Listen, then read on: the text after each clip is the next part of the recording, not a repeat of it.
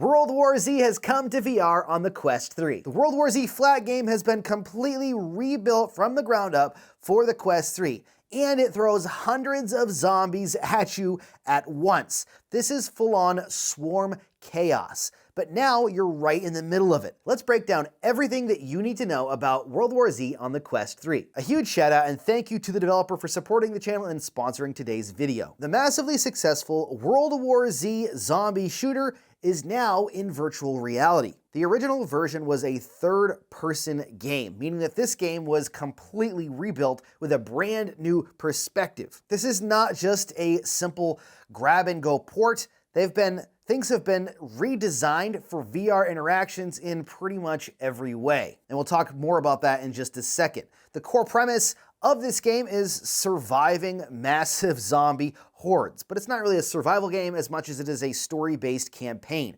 There are 3 different locations that you'll travel to with several different missions across locations, starting off with New York. Each location has its own story that you play through, and you get to pick one of 3 unique characters in each location to play as. Each mission will have you working through a location, fighting against tons of zombies, as well as a few different times fighting against massive zombie hordes, and finally ending with the massive swarm that swarms you after you've set up for the final battle of that section. I guess now is as good a time as any to move over to gameplay and mechanics because that's kind of where we're headed anyways. When it comes to gameplay, this feels like a true VR game. It does not feel like they've just ported a flat game. You've got full smooth locomotion options, comfort options for VR players that need them. One thing I really liked was the reloading options. You can actually do full manual reload like you would in a traditional shooter, a VR shooter, or you can do the more easier reload where it's just as simple as a single interaction to reload your gun instead of having to grab a magazine and jam it in and charge the weapon. Personally though, that's half the fun in a zombie shooter is frantically trying to reload your gun. There's a pretty good variety of different weapons, and you'll unlock more as you play through the different missions. There are a few different types of zombies that you'll face. There are so many zombies, to be honest, in these hordes. They kind of all meld together. But there are a couple different special zombies that you'll have to face, including an infection zombie that you'll have to stop in its tracks before it gets to you, or it puts off a green poisonous gas. You've also got the explosive kind that has explosive straps to its chest. You have to drop early enough so that it doesn't blow you up. The horde system in this game actually functions pretty well. And considering this is running on a mobile chip on the Quest 3, how many enemies they've got going is pretty freaking impressive.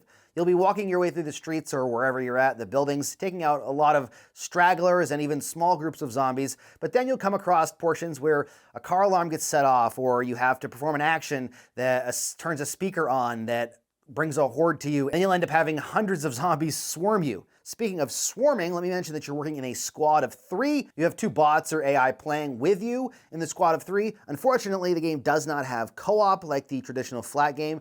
That would be absolutely amazing if you could jump in with 3 players and 2 friends and just destroy some zombies. As of right now, this is just a single player experience. I don't know if there's ever plans to expand that. I would love to see that, but the people playing with you are actually pretty darn good, and you can let them take the flank and take out a lot of enemies, which I was actually kind of impressed by. I kind of thought they were going to be useless.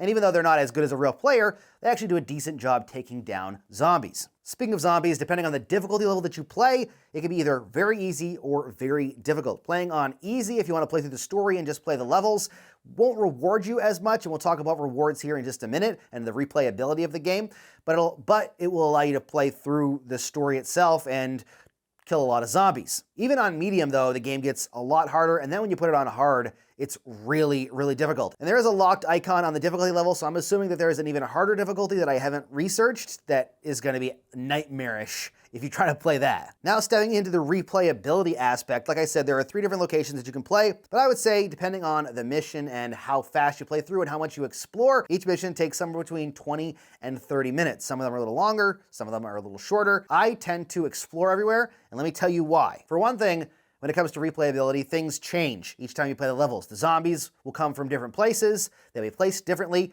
The hordes will come from a different direction.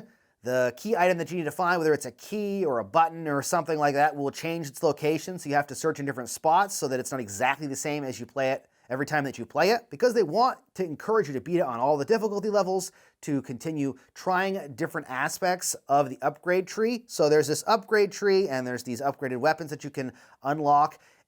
As you play through the game, you earn points, and those points will be used to unlock different either weapons or different abilities, like your health being at 150 instead of at 100, or different things that give you an advantage or maybe a slight disadvantage depending on what you choose to use. Playing on easy gives you the least amount of points, medium gives you the standard amount of points, and then hard gives you even more. One reason that I said that I like to explore is because you have to find different items. In side rooms or secret spots that you're not normally looking in, if you're just running through the whole level, you'll find different weapons, additional ammo, and these little keys. These keys are highly important. On easy, they're kind of spread everywhere, so they're easy to get. On harder difficulty levels, they're harder to find, and there's less of them. But you can carry 3 at a time, and on the areas where you're going to get swarmed by a swarm of zombies, there will be different things you can unlock with these keys, whether it's electrified floors to electrocute the zombies, whether it's barbed wire that you can open up, or even automatic turrets that you can unlock to help you fight against the swarm as well. Those are extremely important. Collect as many keys as you can and unlock as many as possible, because you're going to need those. When the swarm comes at you, it makes it infinitely easier to actually fight. It doesn't make it easy, but it definitely makes it more manageable. Now let's talk about visuals. You've been seeing a lot of visuals on screen as I've been playing this, but the game itself actually doesn't look that bad. Obviously, all the zombies don't have shadows. That would be absolutely ridiculous. The players have light shadows, but they're not dynamic. The environments, though, they actually look really cool. The lighting changes based on the location and the time of day, and it actually looks pretty nice. Zombies are not bad looking, but they're pretty generic for the most part. They're actually not that scary, if I'm being honest. This is one of the least scary zombie games that I've played, but I think that's actually kind of on purpose. The scary part isn't the jump scares or the zombies themselves, it's the being overwhelmed in this game. That part is terrifying. When the horde is coming at you and you can't see them yet, but you can hear them with the spatial audio all around you screaming and the footsteps pounding, it's pretty darn terrifying. And then when they start just swarming everywhere and coming off the rooftops and up through the floor, and it's pretty creepy and terrifying. I'm guessing most of the power of the Quest 3 is being used on these zombies, because the environments and textures look good. It's not like, PC VR level, obviously, but there's a lot of zombies, and that in and of itself is extremely impressive. Like literally seeing hundreds. I averaged somewhere between 700 and 1,000 kills most levels. That's just me. I don't even know how to describe how it feels to see hundreds of zombies coming at you and surrounding you. It's something completely special, crazy about that. Now, when it comes to VR exclusive stuff built into this game that wasn't part of the flat game, there are immersive mechanics. I've already mentioned the immersive reloading mechanics. There is some physical melee to some degree. You can actually push your arms out and push the zombies backwards if they get too close. Now, it does take stamina, so you can only do that every once in a while, but it is a way to push the zombies back if you're starting to get overwhelmed. There are environmental interactions, doors that you can open, ladders that you can climb, things that you can turn. You can pick up pretty much every item that you can see for the most part, or at least a lot of them, cans and bottles, and smash them and all that stuff. They don't necessarily do anything, but you're able to do that. There's cases spread all over the place that you can get ammo and guns from, and you open those up by either shooting them or hitting them. It's all VR mechanics. It's not lazily done. They didn't just port the game with button presses. This is all VR mechanics, and it feels good. The game is out right now on the Quest 3 for $19.99. Check out the link down in the description if you want to check out the game.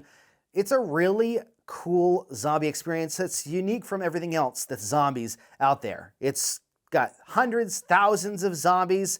It's got a pretty cool campaign that you can play through with different options that you can use to change up the gameplay, different difficulty levels. It adjusts even if just minorly through the game as you go back and play it again. Overall, I've really enjoyed playing through this game as much as I have, and I find myself wanting to go back and to play it even more. But let me know what you think down in the comments. I know the World War Z flat game has a ton of fans and followers, and I've seen that when this game was announced. But let me know what you think down in the comments. Is this something that you're going to try out? Do you love zombies? Are you tired of them? Let me know what your thoughts are down below. Thank you so much for watching. Don't forget to give this video a thumbs up if you enjoyed it so that more people can see it. And as always, happy questing.